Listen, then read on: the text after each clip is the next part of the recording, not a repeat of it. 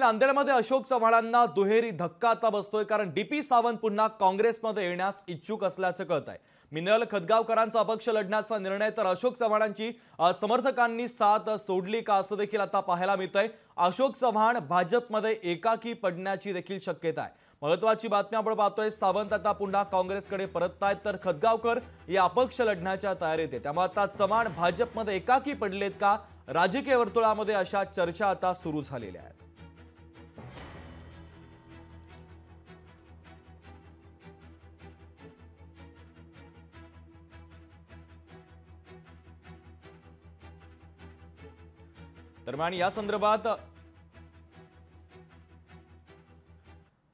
दरम्यान डीपी सावंत आणि मिनल खदगावकर यांची देखील प्रतिक्रिया समोर आलेल्या आहेत। त्यांच्या प्रतिक्रिया आपण पाहूयात।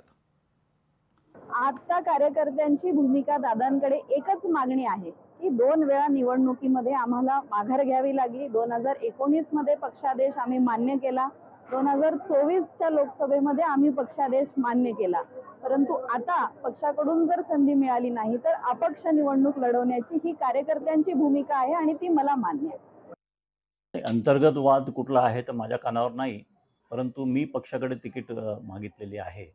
मी काँग्रेस पक्षातच गेल्या 40 वर्षापासून काम करतो। तर मी गेल्या 15-20 दिवस महिन्याभरापासून मी कामाला लागलेलो आहे आणि आता मी सगळ्यांशी कॉन्टॅक्टमध्ये राहीन आणि पक्षासाठी काम करीन एवढंच मी सांगितलं आणि म्हणून मी तिकीट मागितलेली आहे।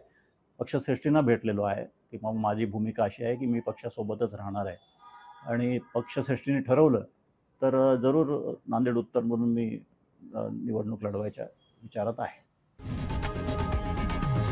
लोकशाही मराठी ऐका, पहा, जागरूक रहा।